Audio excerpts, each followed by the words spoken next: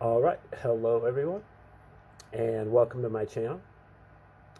We do educational videos here, and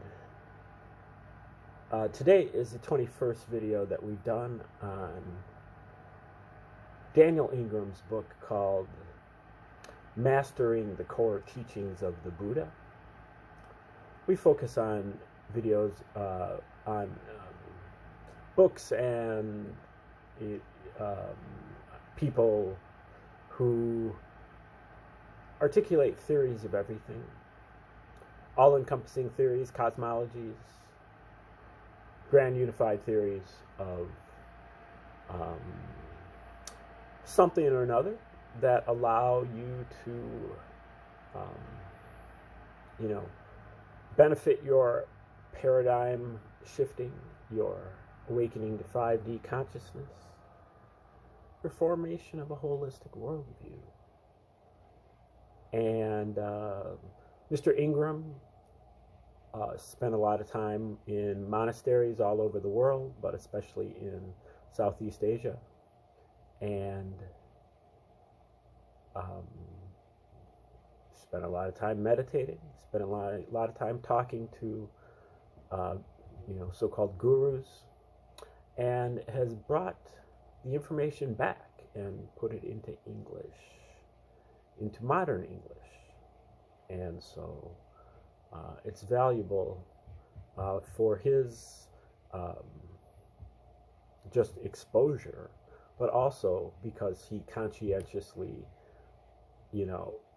attempts to put the maps of consciousness and the steps for enlightenment and Buddhist meditation, and really all of the gold standards of excellence in meditation and in morality. Puts it all in one book, and so we're checking that out. We are in a chapter that is about various different things that might happen to you on retreat. Just kind of, I can't remember the actual title, but it's just kind of like tips for odds and ends about retreats and so on. And so we'll start right here. If you are not telling your teacher what you are doing, and instead lie about your following their instructions, not only is this, we did do this paragraph. Okay, so I'm sorry. Skip a paragraph here. If you do tell them that you are using techniques and frameworks that are different from what they are teaching, at best they are likely to be annoyed, and at worst they can get really pissed off. Though how much of that they will show you is anyone's guess.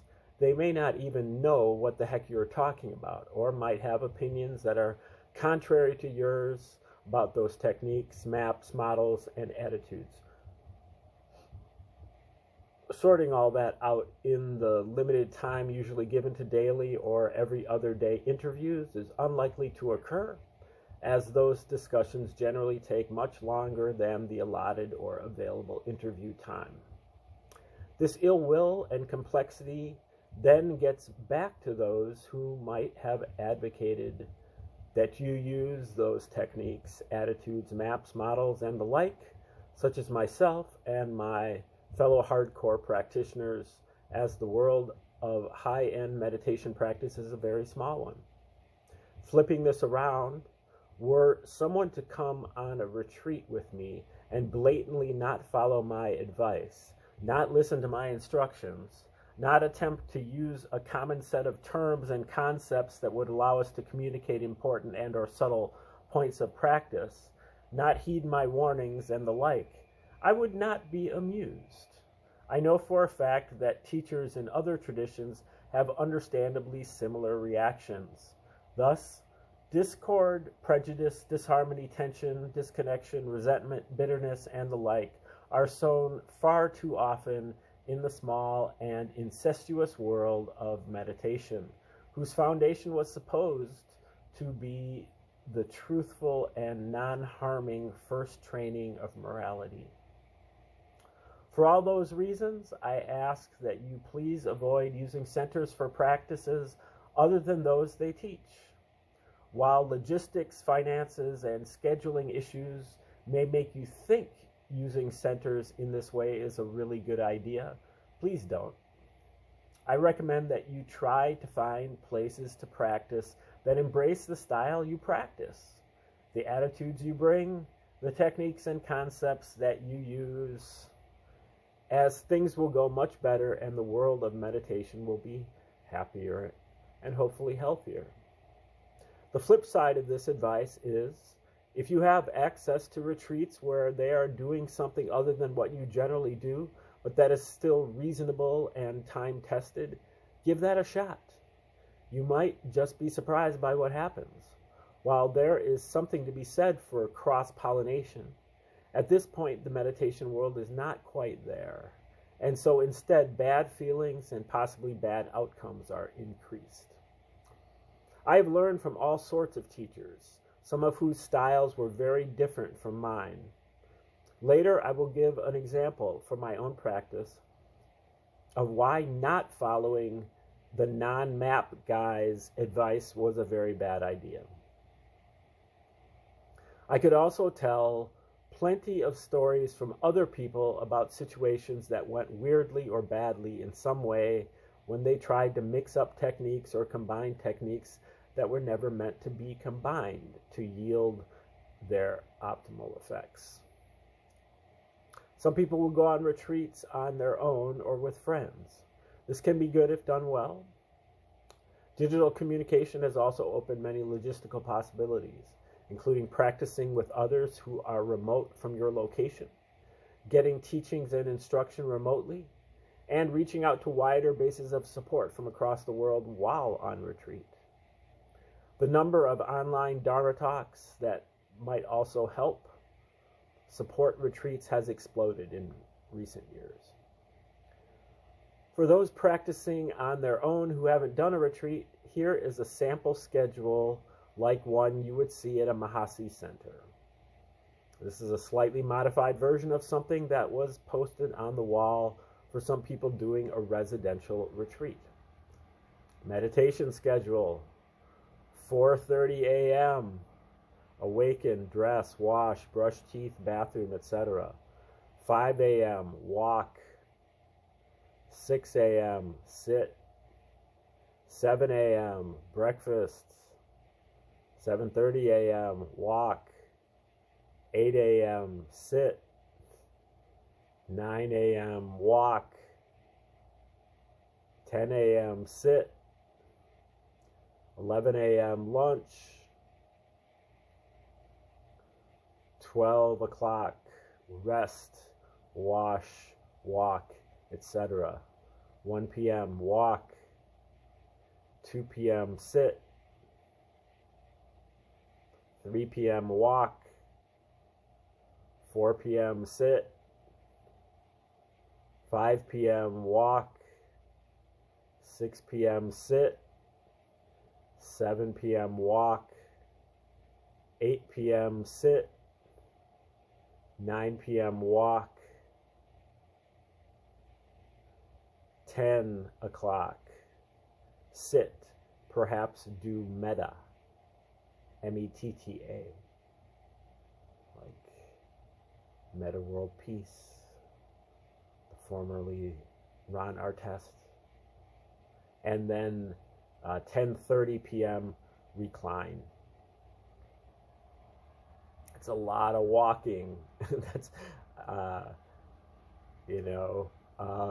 what that's 1 hour, 1.5, 2.5, 3.5, 4.5, 5.5. That's 7.5 hours of walking. I'm a marathon runner, and I'd be wiped out after 7.5 hours of walking. I'd probably rather do 7.5 hours of running. Anyway, reminders. Don't indulge in your crap. That's 1. Don't indulge in your crap. 2. When in doubt or struggling, note those sensations and everything else. 3. If you have a question, the answer is in the 3 characteristics. And again, that is the 3 characteristics of all phenomena, thinking, and our 5 senses. All of those phenomena are impermanent. They are dissatisfactory, and they are not self or not you. So if you investigate the 3 characteristics of all phenomena, that will give you the answers. 4. Analysis is not the same as practice. 5. Practice at all times when awake. Be mindful during transitions between sessions. 6. When nobody is around, practice just as hard. This is for you, not them. And 7. Remember how precious these moments are and how rare the opportunity to go on retreat is. Just to add on with what my comments having to do with the walking, I recognize that the walking is being done very, very slowly and very low energy walking in most cases. So, it's not like you're going hiking 7.5 hours a day, but still you're on your feet. Okay. You can modify the above to suit your needs if you are creating your own retreat, but that should give you a good idea of what the schedule on retreats can be like for those who haven't been on them or are thinking about doing one. Not all styles have schedules as intense, but that sort of intensity does tend to make for rapid progress. Those styles with less hours per day make for easier integration and may reduce side effects. Lastly, there is the problem often referred to as yogi mind, a phrase meaning that as our sensitivity and concentration increase, we meditators can spiral off into very strange mental pathways with a degree of intensity that might otherwise be totally out of character for us. The more intense the retreat, the higher the probability of an episode of yogi mind. Yogi mind can make us have much stronger and more neurotic reactions to situations we find in retreat centers than we normally would. If you go on retreat, it is worth actively mentally compensating for this by expecting it in yourself. You seriously don't want to go on retreat, let alone let yourself get all jacked up on the Dharma, become totally yogi-minded, and start talking out your head, as we say in the South. Unfortunately, a reasonable number of theoretically mature adults who consider themselves already very moral people would have likely benefited greatly from a retreat where the training was all about more formal training in Buddhist morality, specifically how to handle our minds, speech, and behavior skillfully in relative terms. Even more unfortunately, there are vastly fewer resources for people to acquire this sort of formal morality training than there are for them to go on intensive retreats where that sort of training in morality would have mitigated or at least reduced yogi mind and the many other possible problems that regularly plague people when they go on insight retreats. Instead, many insight retreats end up being a painful crash course in just how lacking these foundational skills are. This lack is an obvious and glaring shadow side of the modern world of spiritual training and practice, whose advocates predictably want to jump into practices for which they deem themselves ready and qualified. Let me repeat, there is a reason that the Buddha's 3 trainings are in the order they appear. Citta, samadhi, and what's that word? Panna. P-A-N-N-A. It's hard to see because it's italicized. And anyway,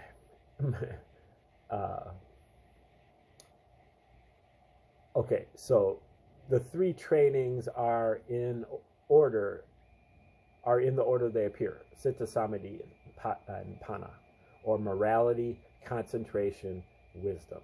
One significant problem with yogi mind is that it can temporarily impair the very metacognitive faculties that would allow us to diagnose and temper it. I know of no perfect solution to this problem except to have a firm commitment to honestly diagnosing yogi mind in yourself and a high degree of receptivity to others should they politely inform you that you seem yogi minded. Yogi mind can persist for some period after a retreat ends, so watch for it in the days that follow a retreat. Speaking of the period following a retreat, let's move to chapter 14, which is called Post-Retreat Advice. It is very important to consider what you will be doing in the few days and perhaps weeks after a retreat. Retreats change the brain, sensitizing it, enhancing it, optimizing it for deep investigation, but often not for the more intensive rigors of daily life. The longer and deeper the retreat was, particularly if it was a silent retreat, the stronger this effect can persist. Thus, leave some time after the end of a formal retreat for a gentle re-entry into your ordinary life when possible, unless your ordinary life is already relatively peaceful and contemplative. I think that you should set aside afterward at least a day per each week of the retreat for skillful reintegration, if you can possibly spare the time. During reintegration days, take it easy with speaking, driving, and challenging tasks, as these can sometimes feel surprisingly jarring, draining, and harsh. They can also produce strange effects such as headaches, irritability, excitability, and emotional reactions in us that would otherwise not be expected. If you don't have the time between the retreat and the life you are returning to, then consider cutting the meditation hours and intensity in the last few days of a retreat if you have gone deep. It is common in some people who don't know about these effects to start talking to other retreatants excitedly and unstoppably about their amazing experiences the moment the retreat ends and the noble silence is lifted, despite the warnings not to do so. Most learn a short while later that talking too much too soon is a pretty bad idea physically, energetically, mentally, and socially. Even less intensive retreats that incorporate a bit more social interaction and less strict silence can produce these sorts of sensitizing effects. So, my strong advice is to take it very easy on yourself and those around you for a few days after any retreat, and perhaps for more than a few days after a more intensive one. Gradually reintroduce yourself to situations that involve more interaction and stimulation. If you find yourself experiencing bad effects after a retreat due to overly quick re-entry, do your best to find time when you can to close your eyes, lie down, and reduce the stimulation, bringing the energy down from the upper parts of your body, your head, your eyes, your mouth, your throat, to the lower parts, the chest, the stomach, the pelvis, legs, feet, hands, will likely help. Warm baths help. Soothing music and mellow surroundings may help. Silence is golden. As a voice said to me once in a dream, There are very few problems in your life that don't benefit from the proper application of silence. Post-retreat is one of those times. Retreat settings can also normalize unusual language, concepts, behaviors, modes of dress, and paradigms in us to such a degree that we may forget that the rest of the world wasn't on that retreat and didn't just go through what we did. Thus, it can be easy to assume that everyone in the world will now be as excited as you are about meditation and about your experiences, an assumption that rarely works out. Similarly, descriptions of experiences we have on retreats may not sit well with those who weren't there. So be sensitive to this and employ appropriate discretion in what you share and with whom about the more unusual aspects of the retreat. Or you, like me, may learn the hard way how socially toxic this can be. If you can't possibly build in the time to allow for proper re-entry to ordinary life after a retreat, then you might want to explain to those around you, such as family, co-workers, and the like, that you might need a bit of additional calm, space, silence, and low-key interactions for a few days. They may not have the sense or care to listen, but you can at least try. If you find yourself succumbing to a post-retreat reaction of some sort in your interactions with other people, don't hesitate to apologize and normalize the situation. Simple statements such as, "I was just on a very quiet retreat and ordinary life has been a bit much after it. So please forgive me if I seem tense or a bit off," usually work better than more elaborate Dharma lingo explanations. Retreats can also produce some strange and unusual effects, as we will see in the sections that describe the stages of concentration and insight. Some of the middle and later stages of insight can cause some profound elevations and depressions in mood and functioning that can persist for substantial periods of time after a retreat ends. I go into more detail about those effects and some strategies for dealing with them later when I describe these stages.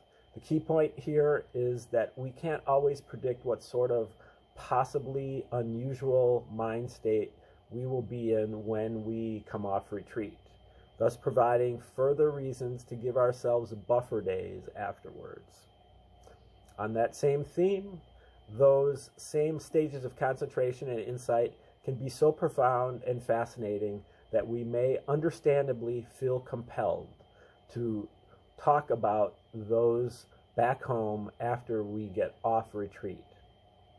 If we are coming back to a group of people who are well versed in meditation experiences, not prone to insecurity, jealousy, or competition, or at least open-minded about the wide world of meditative terrain, this may go just fine.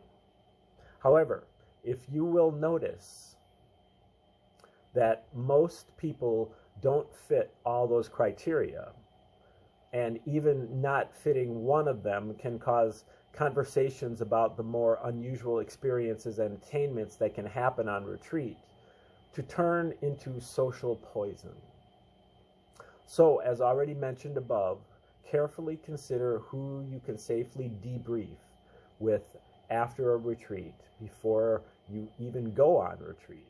Cultivating Dharma social networks that can handle what might come out of your mouth afterwards. Consider yourself duly warned. Okay, now we move to chapter 15, which is called Postures.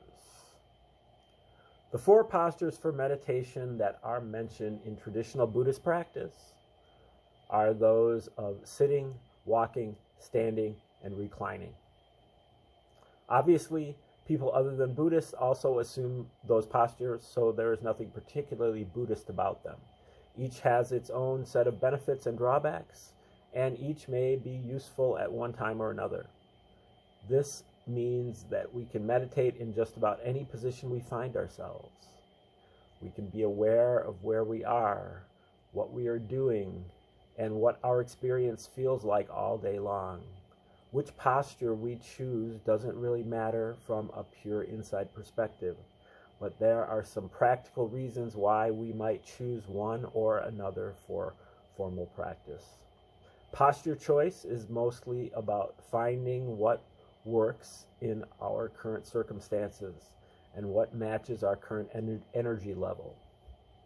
Reclining practice has the advantages of being extremely sustainable, not requiring attention to maintain a posture, generally being relatively free from pain, and of allowing the attention to turn to subtle sensations. It has the distinct disadvantage of quickly putting many people to sleep, and thus most people prefer sitting. A few people, such as myself, are so naturally high energy that they can meditate clearly when reclining most of the time, and may sometimes find sitting just a bit too intense and edgy.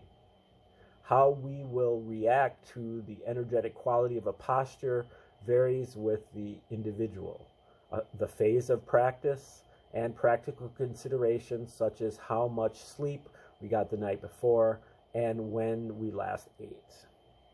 It usually doesn't take much experimentation to let us know if reclining will work out for us or not. Sitting is the classic meditation pose, but it is not as special as some would make it out to be. I will use the phrases on the cushion and during a sit often in this book, but I do so because I find the phrases catchy and not because there is something magical about the sitting posture, or at least not more magical than the other postures. When I write on the cushion or during a sit, I am referring to formal meditation in any of these four postures. Sitting has the quality of being more energy producing than reclining, and less energy producing than walking and standing. It can also be very stable once we learn to sit well. However, many people find that learning to sit well is a whole endeavor. There are many postures even within the category of sitting. For example, in a chair with our back off the backrest, or with our back on the backrest.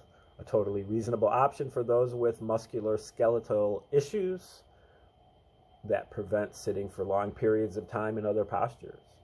In lotus position, in half lotus position, sitting Indian style with our legs crossed, in the Burmese or friendly position, which is like the cross-legged position except that our feet are both on the floor, one in front of the other.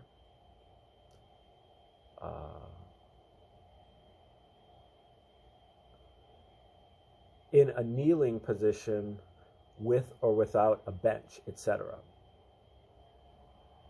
Many traditions, for unique and often valid reasons, make a big deal about exactly how you should sit, with some getting particularly picky about such things.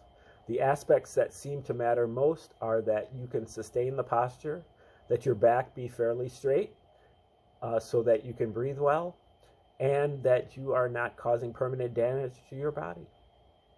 Aches and pains are common in meditation, but if they persist for a long time after you get up from sitting, particularly in your knees and back, seriously consider modifying your sitting posture.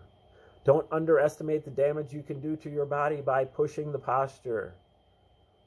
By pushing through too much pain and what is reasonable for your body. At a more advanced level, sitting posture is a whole complex art and science. And it is true that sometimes extremely subtle changes in your sitting posture can produce profound changes in your energetics, awareness, and practice in general. Certain stages of practice can also cause profound changes in how well we sit and how it feels, as will be explained in detail later. Standing is an even more energy-producing posture than sitting, with the obvious advantage that it is even harder to fall asleep when standing than when sitting. It seems to increase the intensity of a meditation session and can be useful when energy is low. The downside is that standing's intensity can be too much for some people, with burning in the feet, back pain, shoulder tension, and other discomfort occurring until we get used to it, and even sometimes thereafter. I recommend standing with eyes open to avoid falling over, though some people do just fine with eyes closed. If you are sitting and find that you simply cannot stay focused and awake for whatever reason, try standing for a bit. It is much more skillful than falling asleep and snoring in the meditation hall, which happens. A friend of mine who is a Tai Chi instructor commented, "My main teacher says that everything he learned about Tai Chi, he learned from simply standing." Standing is an underrated and underutilized posture in most meditative traditions. The subtleties of posture, muscle tone, balance, weight distribution, and energetics that we may learn about while standing surprises many practitioners unless they already have a background in practices like Tai Chi. Walking is the most energetically active of the four postures and provides a nice stretch for the joints and back after much sitting. Its strengths are its weaknesses, in that when we are moving, it can be easier to stay present, but that movement can also lead to a lack of stable concentration. Some people consider walking practice to be secondary to sitting, less valid, less real meditation, less powerful or effective. I have learned from experience that walking meditation should be given just as much respect as sitting meditation. Whether we walk quickly or slowly is not so important, but rather that while walking, we investigate all the little sensations that go into walking. In my own practice, I started out walking very slowly and ended up walking relatively quickly later. But you must find what works for you. In general, in the beginning, there is something to be said for slowing down a bit and carefully tuning into the feet. Walking is a great time to check out intentions and their relationship to actions, as walking involves a complex and interesting interplay between these.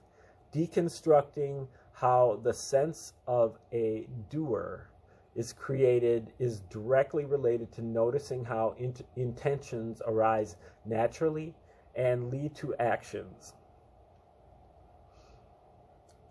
And lead to actions that arise naturally. Intentions arise naturally and lead to actions that arise naturally.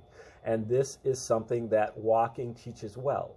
If you are having problems staying grounded when walking, I recommend focusing primarily on the physical sensations in the feet and legs, particularly the sensations of contact between the soles of the feet and the ground or floor. Really